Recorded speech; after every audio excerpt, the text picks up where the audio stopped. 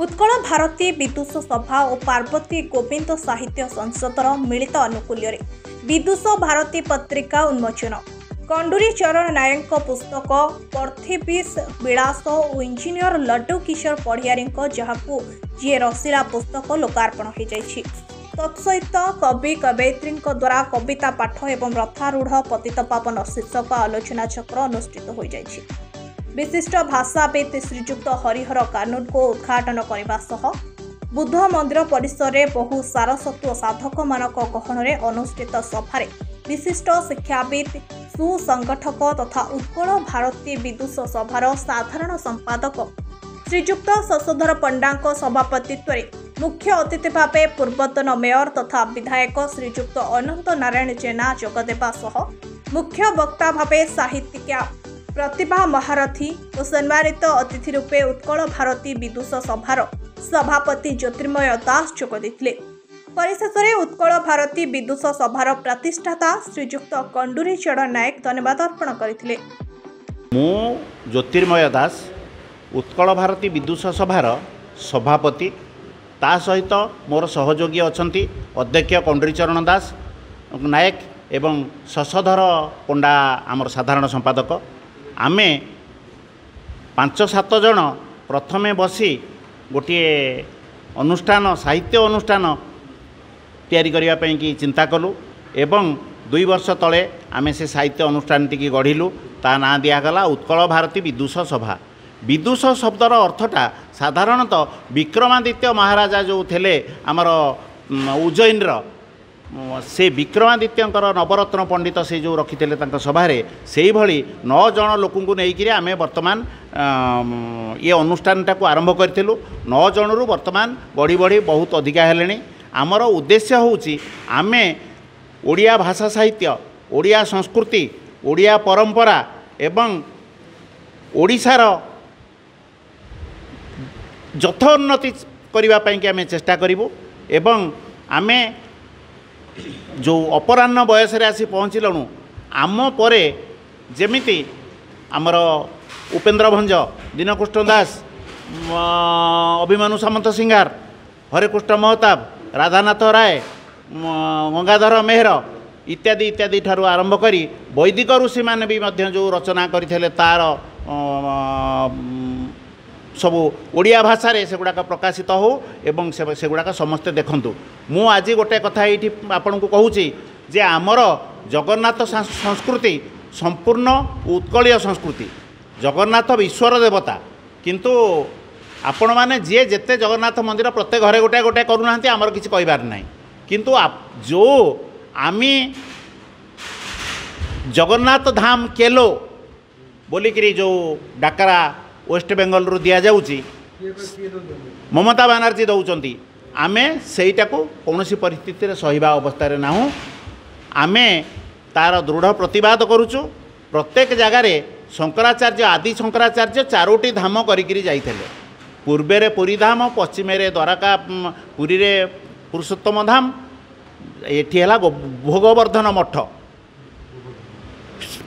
बा गोवर्धन मठ पश्चिम शारदा मठ देवता हेले भगवान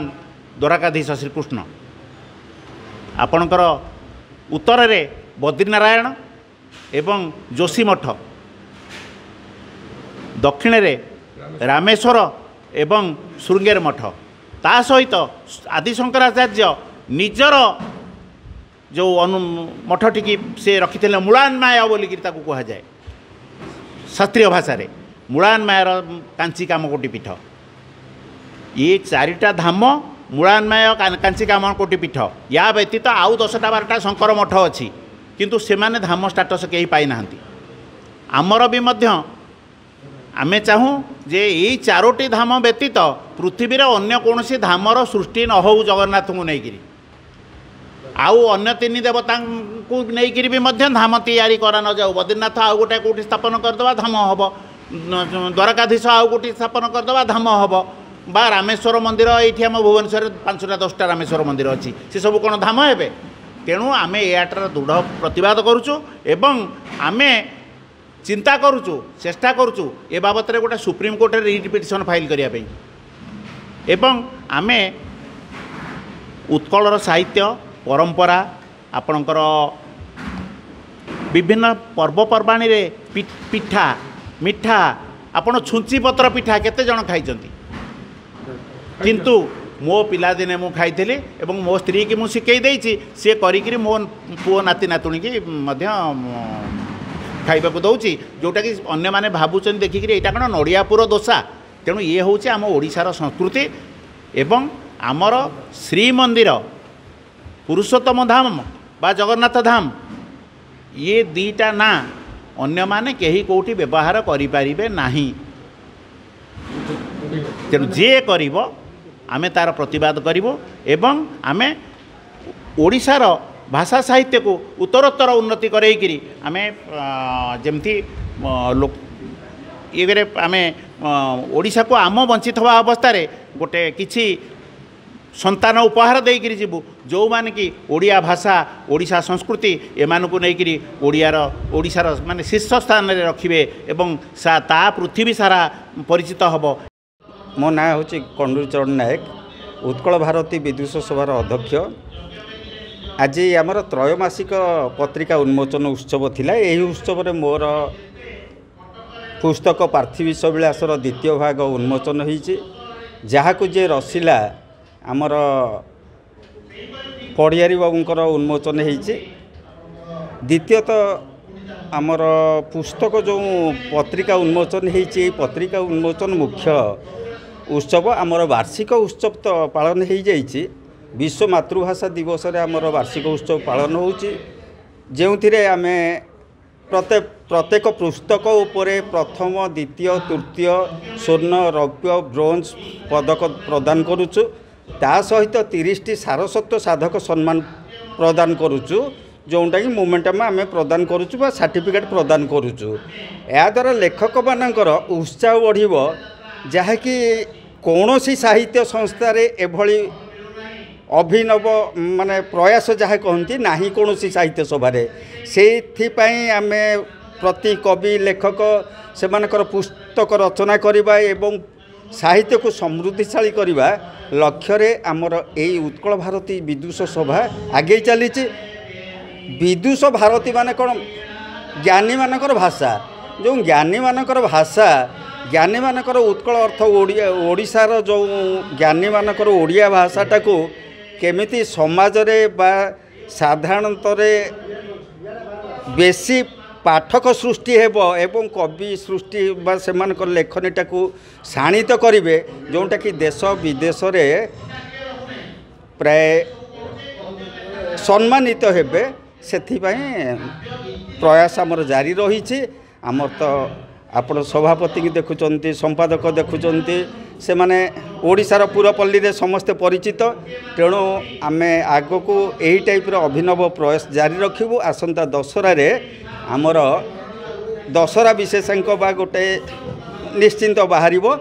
एति कहि मु मोर वक्तव्य शेष करूँ। आज उत्कल भारती विद्युत सभा पार्वती गोविंद स्मृति साहित्य संसद आनुकूल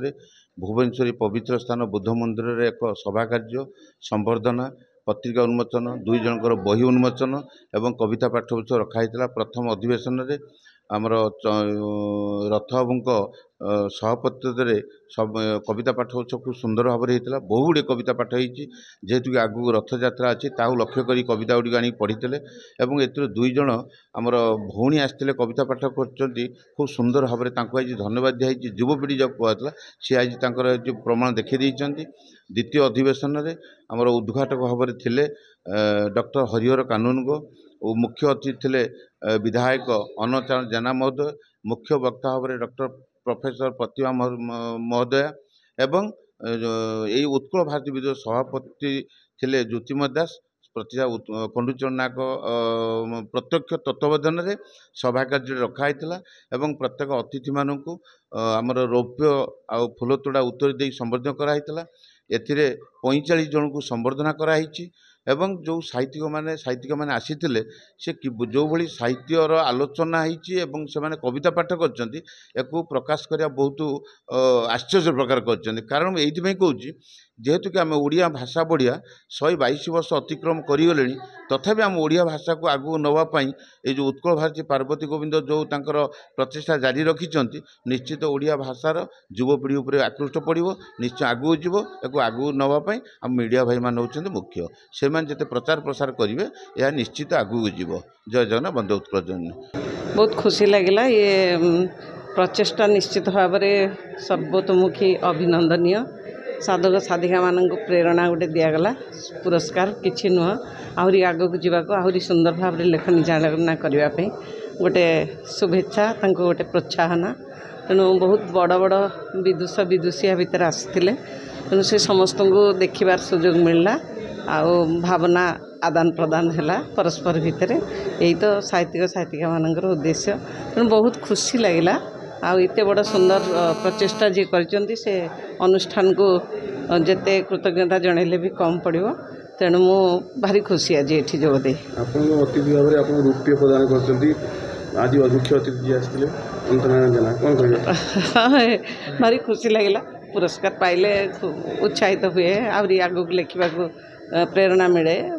तेणु बहुत बाट आहरी चलने अच्छी जीवन सुख शांति मोर किसी नाला बर्तमान डिजिटल जुग में पाठक संख्या कम पाठक संख्या कमुची पाठक संख्या माने गुणात्मक स्तर में कमुची बोधे किंतु जेतिकी पाठक अच्छंती से माने भल लेखा को भल पाउछंती तेणु लेखक लेखिका मानक भी मोर गोटे वार्ता रही से बहुत लिखतु पढ़तु बहुत तापर लिखतु तेणु उत्कृष्ट मानर लेखा हेले निश्चित भाव में पढ़िया इच्छा हम आ मु तो गोटे भल पाठक भोरासियस रीडर बहुत पढ़े तेणु पाठक मान संख्या कमुची बोली मु तो कहबिनी आते संख्यार साहित्यिक साहित्यिका उपस्थित होती आसी मैंने से लिखुं केमती निश्चित भाव में पढ़ुं न पढ़ले जन लिखिपार। Bhubaneswar Varsha Priyadarshi report the Republic Hindustan.